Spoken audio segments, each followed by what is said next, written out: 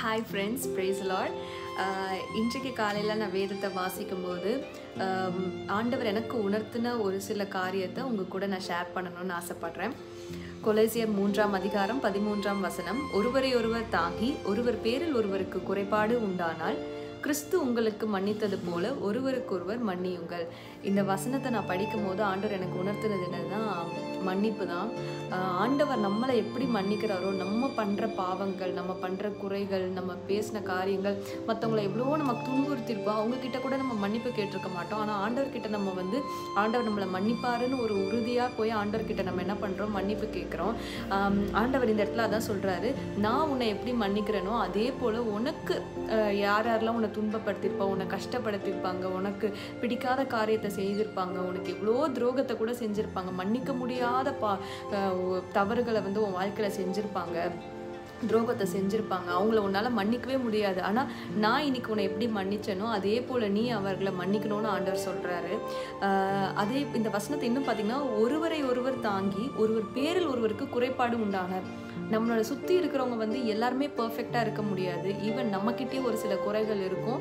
மற்றவங்களுடைய பார்வையில் அந்த குறைகள் தெரியும். நம்மளுக்கு அந்த குறைகள், நான் என்கிட்ட இந்த குறை இருக்கான்னு நம்மளுக்கு தெரியாது, ஆனால் மற்றவங்க சொல்லும் போது தான் தெரியும். அதே போல் நம்மளை சுற்றி இருக்கிறவங்களுக்குள்ள அநேக குறைகள் இருக்கும், தவறுகள் இருக்கும், அநேக காரியங்கள் இருக்கும் தான். ஆனால் அந்த குறைகளை நம்ம குறையாய் கூறிக்கொண்டே இருக்காதபடிக்கு அந்த குறைகள் என்னென்னலாம் இருக்கோ அந்த குறைகளெல்லாம் நம்ம என்ன பண்ணணும், அந்த குறைபாடெல்லாம் நம்ம என்ன பண்ணணும், தாங்கி ஜெபத்தில் வைக்கணும்.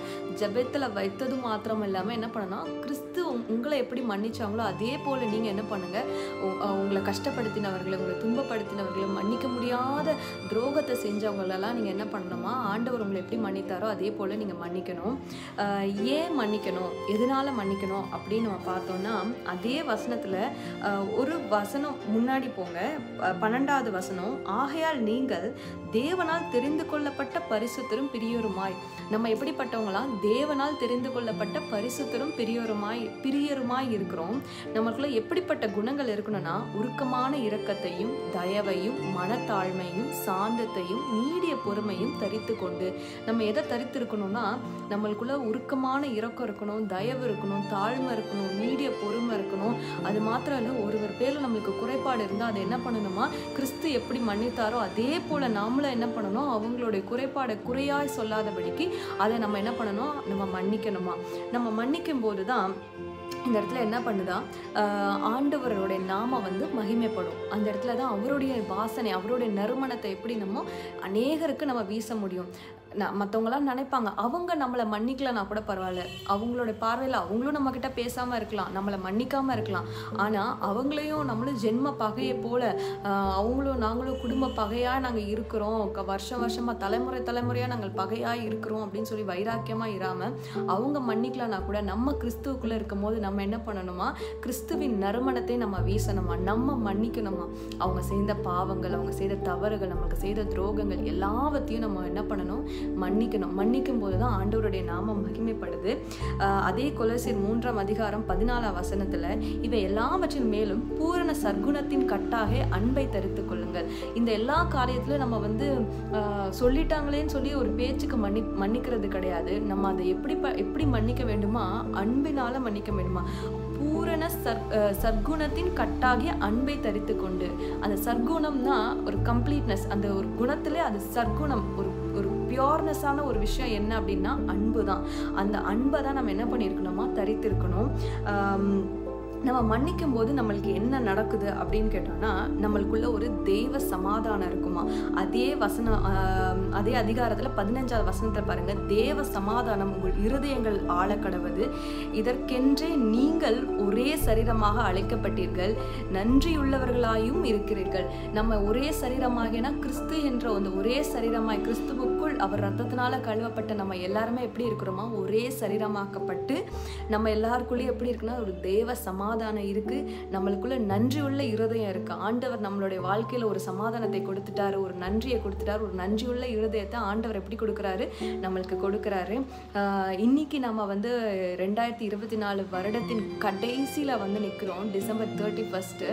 இதில் இன்னும் ஃபியூ ஹவர்ஸில் வந்து நம்ம நியூ இயரை செலிப்ரேட் பண்ண போகிறோம் தான்.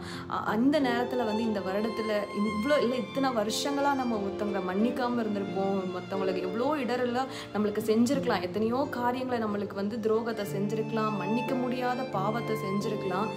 அது ஒரு நம்மளோட பிள்ளைகளாக இருக்கலாம், நம்மளோட பெற்றோர்களாக இருக்கலாம், நம்ம கணவனாக இருக்கலாம், மனைவியாக இருக்கலாம், நம்ம கூட பிறந்தவர்களாக இருக்கலாம், நம்ம நண்பர்களாக இருக்கலாம், நம்ம ஆஃபீஸில் வேலை பார்க்குற கூட இருக்கிற ஒரு கொலீக்ஸாக இருக்கலாம், யாராக வேணா இருக்கலாம். ஆனால் மன்னிக்க முடியாத பாவத்தை அவங்க செய்திருக்கும் போது இன்னைக்கு ஆண்டவர் சொல்கிறாரு, அவங்களுடைய பாவத்தை நீ வந்து மன்னிக்கணும். எப்படி நான் உன்னை மன்னிக்கிறேனோ அதே போல் நீயே வந்து அவர்களுடைய பாவங்களை நீ மன்னிக்கணும். இந்த வருடத்தில் நம்ம அவர்களை எல்லாரையும் நம்ம மன்னிக்கணும். இந்த புதிய வருடத்தில் நம்ம எப்படி போக போகிறோன்னா, ஒரு தேவ சமாதானம் நம்ம இருதயத்தை எப்படி பண்ண போதான் ஆள போகிறதான்.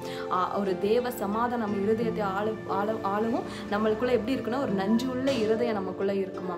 ஏன்னா நமக்குள்ள வந்து ஒருத்தரை மன்னிக்கல, ஒருத்தங்களை நம்ம ரொம்ப நம்மளை ரொம்ப கஷ்டப்படுத்துறாங்க, அவங்க கூட நான் பேச மாட்டேன், இவங்க கூட எனக்கு பகை அப்படின்னு சொல்லும்போது நம்ம இருதயத்தில் எப்படி இருக்கணும், ஒரு கசப்பான வேர், ஒரு நஞ்சு வந்து நம்ம இருதயத்தை வந்து மூடிக்கொண்டு இருக்கும். ஒரு மாறா வந்து நம்ம இருதயத்தை வந்து மூடிக்கொண்டு இருக்கும். அது வந்து எப்பவுமே நமக்கு சமாதானத்தை தராது. நம்ம மேலே தப்பே இல்லைனா கூட மற்றவங்க நம்ம இது பண்ணிட்டாங்க, அதனால நான் பேச மாட்டேன்னு சொல்லும் போது கூட நம்ம ஆண்டவருடைய நறுமணத்தை வந்து என்ன பண்ண முடியாது, வீச முடியாது.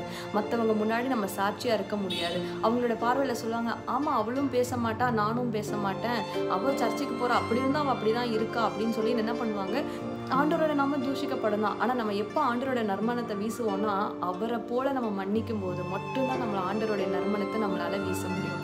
இன்றைக்கு நம்ம மன்னிப்போம், ஆண்டவரை போல மாறுவோம். இந்த புதிய வருடத்தில் ஆண்டவருடைய சமாதானம் இருதயத்தை ஆளட்டும். நம்ம நன்றியுள்ள இருதயத்தோடு நம்ம இன்றைக்கும் ஆண்டவரோடு நம்ம நிலைத்திருப்போம். நம்ம ஆண்டவருக்கு சாட்சியுள்ள ஒரு வாழ்க்கை வாழுவோம். தேங்க்யூ. God bless you.